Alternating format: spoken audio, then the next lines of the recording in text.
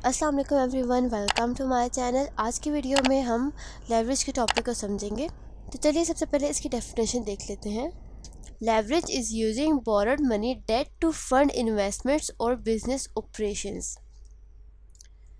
अगर हम लोग सिंपल मतलब लेवरेज का समझे तो लेवरेज का मतलब है कि बोरोड पैसा यानी कि डेट यूज़ करना इन्वेस्टमेंट्स या बिजनेसेस चलाने के लिए। और बेसिकली हमारा गोल क्या होता है कि earn returns that exceed the cost of borrowing. ये होता है कि आपको रिटर्न्स मिले जो बोरिंग की कॉस्ट से ज़्यादा ही हो, मतलब जो हमने कॉस्ट ली हुई है, पैसा लिया हुआ है, उससे ज़्यादा हमें रिटर्न मिले। चलिए हम मान लेते हैं कि सपोज एक पत्थर है, हैवी पत्थर है जो आप अकेले नहीं उठा सकते, लेकिन अगर आप लेवर का यूज़ करेंगे तो छोटी सी फोर्स से भी वो पत्थर मूव हो सकता है, एक जगह से हम उसको हटा सकते हैं। वैसे ही लेवरेज में आपका अपना जो पैसा है, जो छोटी सी फोर्स है, और बोरोड पैसा जो आपको बड़ी इन्वेस्टमेंट करने में हेल्प करता है।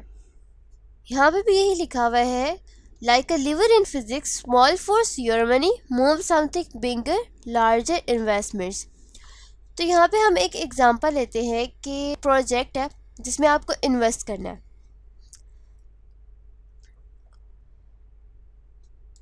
और वो प्रोजेक्ट कितने का है, 1 लाख का है, लेकिन आपके पास सिर्फ 20,000 है, ठीक है।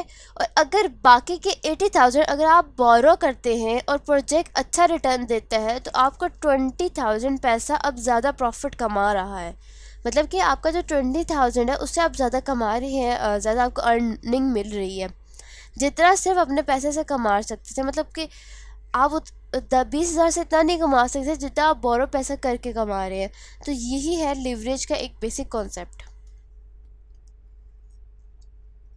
तो चलिए अब हम एक एग्जांपल देखते हैं। You want to buy a PKR 1 crore rental property. एक हमने रेंटल प्रॉपर्टी खरीदनी है जिसकी अमाउंट है 1 करोड़। हमारे पास दो ऑप्शन है, option A and option B. Pay full amount with your earn money, आप खुद पूरा पैसा खुद से पे करें, ठीक है। पूरी की पूरी जो 1 करोड़ की प्रॉपर्टी है वो आपकी होगी।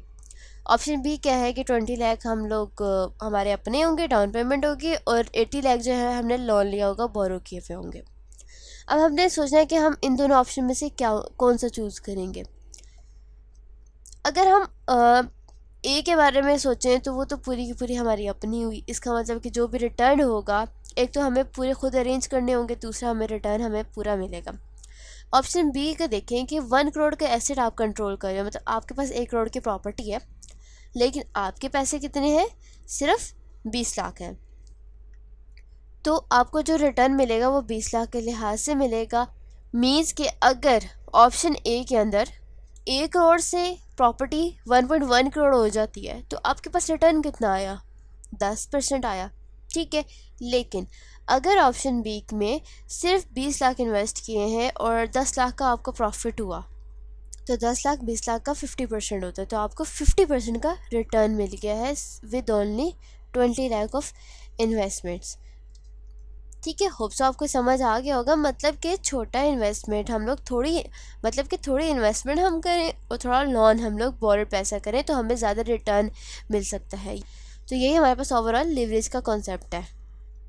चलिए अब हम देखते हैं purpose of leverage in business. First, अगर हम लोग विदाउट लेवरेज की बात करें, you invest 50,000 of your own money, your businesses earn 10,000 a specific time frame, that means a profit of 20%। के आपने यहाँ हम लेवरेज एक तो यूज़ नहीं कर रहे, ठीक है, और आपने सिंपल 50,000 रुपीज़ इन्वेस्ट किए और बिजनेस से आपको कितना प्रॉफिट आया, 10,000 रुपये, ठीक है। और उसका आपके पास क्या परसेंटेज आई है, तो इसका मतलब हुआ कि आपका रिटर्न है 20%। सिंपल ये है कि सिर्फ अपना पैसा लगाया और नॉर्मल प्रॉफिट हमें मिला। अगर हम लोग लेवरेज यूज़ करते हैं इसी एग्जांपल में, इन्वेस्ट 50,000 हमने अपने लगाए हैं और हमने 50,000 जो है बोरो कर लिया है, लोन ले लिया है 6% इंटरेस्ट के साथ। बिजनेस इज अर्न 20,000 प्रॉफिट, पे 3,000 इंटरेस्ट। अब बिजनेस से प्रॉफिट आता है 20,000 रुपया और बैंक को हम लोग इंटरेस्ट दे देते हैं। हमारे पास कितने अमाउंट बच गई, 70,000 रुपीज़। तो 17,000, अब इस बात को समझे कि आपने अपनी जेब से 50,000 लगाए, लेकिन प्रॉफिट आपको 17,000 मिल रहा है, 17,000। ठीक है, तो इसका मतलब क्या हुआ कि 34% जो है हमें रिटर्न मिल रहा है। आपका रिटर्न है वो 20% से 34% पे जंप करके हुआ है। तो अब हम मज़ीद पॉइंट्स देख लेते हैं कि फाइनेंशियल लिवरेज जो है वो बिजनेस में क्यों इम्पोर्टेंट होता है और हम यूज़ क्यों करते हैं। सबसे फर्स्ट पॉइंट हमारे पास preserving capital, keep cash available for other opportunities. सबसे पहली रीज़न ये है कि बिजनेस अपना पैसा सेव करना चाहती हैं ताकि वो कैपिटल दूसरी अपॉर्चुनिटीज़ के लिए अवेलेबल रहे। मतलब कि पूरा पैसा इन्वेस्ट करने के बजाय थोड़ा पैसा वो लोग बोरो करती हैं और थोड़ा अपना यूज़ करती हैं, ताकि बाकी का जो उनका पैसा है, सपोज़ उनकी 10 लाख की ओवरऑल उनका कैपिटल है, पैसा उनका 5 लाख जो है वो इन्वेस्ट कर देंगी और 5 लाख जो है वो रिजर्व करेंगी किसी प्रोजेक्ट के लिए या फिर किसी भी रिसेशन वगैरह के लिए बिजनेसेस में आ सकते हैं। नेक्स्ट हमारे पास पॉइंट है tax benefits. Interest payments are often tax deductible. दूसरा रीज़न है टैक्स सेविंग। टैक्स, अगर कंपनी अपने शेयर होल्डर्स को रिटर्न या डिविडेंड देती है वो टैक्स में डिडक्ट नहीं होता, लेकिन अगर कंपनी बैंक से पैसा बोरो करके इंटरेस्ट पे करती है तो ये बिजनेस एक्सपेंस में माना जाता है, तो टैक्सेबल इनकम जो होती है वो कम हो जाती है, राइट। थर्ड हमारे पास है faster expansion, grow immediately instead of waiting to accumulate fund. तीसरा रीज़न है कि लीवरेज से बिजनेस जल्दी ग्रो कर सकते हैं। अगर हर चीज़ अपने पैसे से करनी हो तो मतलब टाइम लगता है, आपको उतना पैसा जनरेट करना पड़ता है, पहले कमाना पड़ता है। लेकिन अगर हम लोग लोन ले लेंगे, बोरो कर लेंगे पैसा, तो कंपनीज न्यू स्टोर्स या प्रोजेक्ट स्टार्ट कर सकती हैं विदाउट वेटिंग, और साथ साथ वो रिटर्न लेके जो है पैसा वापस कर देती हैं। फोर्थ है हमारे पास maintain control, use debt instead of selling ownership shares. और लास्ट, जब पैसा बोरो करते हो तो ओनरशिप मेंटेन होती है। बैंक सिर्फ इंटरेस्ट चाहता है, डिसीजन मेकिंग आपके पास होती है, मतलब हमारे पास होती है अगर हम कंपनी के ओनर्स हैं। लेकिन अगर पैसा इक्विटी से हम रेज कर रहे हैं तो दूसरे ओनर्स भी डिसीजंस में इन्वॉल्व होते हैं, लाइक शेयर होल्डर्स। तो ये थे मेन रीजंस जिसकी वजह से बिजनेसेस जो है वो लेवरेज को यूज़ कर रहे होते हैं। अब अगर हम लोग टाइप्स ऑफ लेवरेज की बात करें, हमारे पास दो टाइप्स हैं, एक है financial leverage and second one is operating leverage. सबसे पहले हम लोग फाइनेंशियल लेवरेज को डिटेल में डिस्कस करते हैं। Financial leverage is using borrowed money to finance assets और ऑपरेशंस। फाइनेंशियल लेवरेज का मतलब होता है कि कंपनी लोन, बॉन्ड इशू करके या डेट यूज़ करके अपने एसेट्स, बिजनेस ऑपरेशंस इसको फाइनेंस करती है। कंपनी बैंक से पैसा बोरो करती है फिक्स्ड इंटरेस्ट रेट के ऊपर। Companies borrow at fixed interest rate and invest in projects. Companies bank से पैसा बोरो करती है एक फिक्स इंटरेस्ट रेट पर और उस पैसे को प्रोजेक्ट्स में देन इन्वेस्ट करती है। अब यहाँ हमारे पास दो साइड्स होती हैं, one is risky side and the other one is positive side. हम उसको पॉजिटिव साइड कर लेते हैं, ठीक है। अगर रिस्क की साइड में हमारे पास हम लोग बात करें, नेगेटिव साइड, अगर कंपनी का बिजनेस अच्छा परफॉर्म नहीं करा और कंपनी बैंक करप्ट हो रही है तो फिर वो बैंक के इंटरेस्ट या लोन रिपे नहीं कर पाती क्योंकि वो कंपनी बैंक करप्ट हो गई है ना। इस केस में कंपनी को अपना बिजनेस ख़त्म करना पड़ सकता है, शट डाउन करना पड़ सकता है। ये लिवरेज का एक रिस्क होता है, ठीक है। पॉजिटिव केस की अगर हम बात करें कि अगर बिजनेस अच्छा परफॉर्म करे और प्रोजेक्ट का रिटर्न इंटरेस्ट कॉस्ट से ज़्यादा हो तो इसका डायरेक्ट बेनिफिट किसको मिल रहा होता है? शेयर होल्डर्स को। क्यों मिलता है? क्योंकि इंटरेस्ट फिक्स होता है और जो एक्स्ट्रा प्रॉफिट होता है वो ओनर्स का ही होता है, और ओनर्स कौन होते हैं? कंपनी के शेयर होल्डर्स होते हैं, राइट। तो मतलब कि जब रिटर्न्स इंटरेस्ट से ज़्यादा हो जाए, लिवरेज शेयर होल्डर्स के लिए बहुत पावरफुल टूल बन जाता है। यहाँ पे भी हमारे पास पॉजिटिव साइड है कि when project returns exceed interest cost share holders को बेनिफिट होते हैं। तो अब यहाँ पे भी हमारे पास अगर हम लोग इमेज की लेफ़्ट साइड को देखें तो हमारे पास यहाँ पे लिखा हुआ है इक्विटी। इसका मतलब है कि शेयर होल्डर्स मनी है, शेयर होल्डर का पैसा है जो कंपनी अपनी जेब से लगा रही है।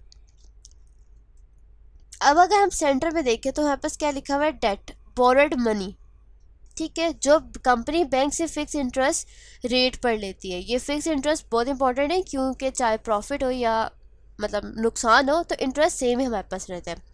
और अगर हम राइट साइड देखें तो प्रोजेक्ट रिटर्न्स लिखा हुआ है, यानी कि बिजनेस या एसेट से आने वाला प्रॉफिट। अब ये पूरी चीज़ एक लीवर की तरह काम कर रही है, लीवरेज को शो कर रही है। लेफ्ट साइड पे थोड़ा सा इक्विटी है, बीच में डेट सपोर्ट दे रहा है और राइट साइड पे हमें रिटर्न्स मिल रहे हैं, रिटर्न्स एम्पलीफाई हो रहे हैं। अगर प्रोजेक्ट का रिटर्न इंटरेस्ट कॉस्ट से ज़्यादा हो तो जो एक्स्ट्रा प्रॉफिट होता है वो शेयर होल्डर का होता है, शेयर होल्डर का बेनिफिट हो जाता है एक्स्ट्रा रिटर्न। तो यही हमारा ओवरऑल लिवरेज, फाइनेंशियल लिवरेज का कॉन्सेप्ट है। अब हम देखते हैं ऑपरेटिंग लिवरेज को डिटेल में। Based on companies cost structure, fixed cost versus variable cost.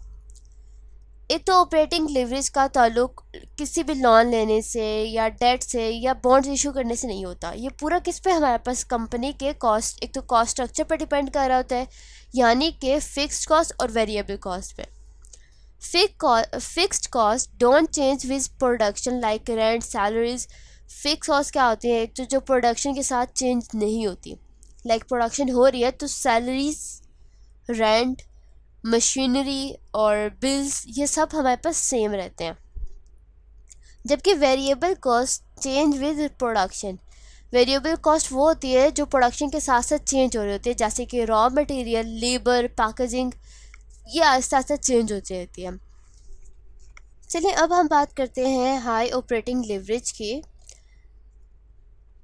High operating leverage का मतलब होता है कि कंपनी के फिक्स्ड कॉस्ट बहुत ज़्यादा होते हैं और वेरिएबल कॉस्ट होते हैं वो कम होते हैं। हमारे पास एक एग्जांपल है सॉफ्टवेयर कंपनी। सॉफ्टवेयर कंपनी बनाने में शुरू में हैवी कॉस्ट लगती है, development cost fixed, low cost per user variable. Software बनाने में शुरू में हैवी कॉस्ट हमें बियर करनी पड़ी होती है। डेवलपर की सैलरीज होती है, सिस्टम डेवलप करना होता है, ये सब फिक्स्ड कॉस्ट है। लेकिन जब सॉफ्टवेयर रेडी हो जाता है तो हर न्यू यूज़र का कॉस्ट बहुत कम होता है, मतलब ऑलमोस्ट ज़ीरो। इसका इफ़ेक्ट क्या होता है हमारे पास, अगर सेल्स थोड़ी सी भी इंक्रीज़ होती है, अगर सेल्स थोड़ी सी इंक्रीज़ हो जाए तो प्रॉफिट बहुत ज़्यादा इंक्रीज़ करता है। लेकिन अगर सेल्स थोड़ी सी डिक्रीज़ कर जाए तो प्रॉफिट बहुत ज़्यादा गिर जाता है। इसीलिए कहते हैं कि हाई ऑपरेटिंग लिवरेज हमारे पास क्या होता है कि हाई प्रॉफिट पोटेंशियल लेकिन रिस्क भी होता है। इस एग्जांपल को इस इमेज के थ्रू समझते हैं कि ये हमें क्या शो कर रहा है, ऑपरेटिंग लिवरेज को शो कर रहा है कि स्मॉल चेंज जो है सेल्स में आया तो वो ज़्यादा या कम चेंज जो है प्रॉफिट में कर हो सकता है हमारे पास, depending on the company structure. अगर हम लोग लेफ़्ट साइड पे देखें तो हमारे पास सॉफ्टवेयर कंपनी को रिप्रेजेंट कर रहा है कि फ़िक्स्ड कॉस्ट हमारे पास जो है वो हाई है, जो कि रेंट और सैलरीज़ है, ये ज़्यादा हमारे पास, जबकि वेरिएबल कॉस्ट जो है वो हमारे पास बहुत लो है। अब जब सैलरीज इंक्रीज़ होंगी थोड़ी सी तो कॉस्ट जो है वो ज़्यादा इंक्रीज़ नहीं होगी, क्योंकि फ़िक्स कॉस्ट जो है वो सेम रहती है। मतलब कि सेल्स में थोड़ा सा इंक्रीज़ है तो हमें लार्ज प्रॉफिट होगा। तो चलिए स्टूडेंट्स, आज के लिए इतना ही। नेक्स्ट वीडियो में हम डिविडेंड पॉलिसी के टॉपिक को डिस्कस करेंगे। Thank you so much for watching.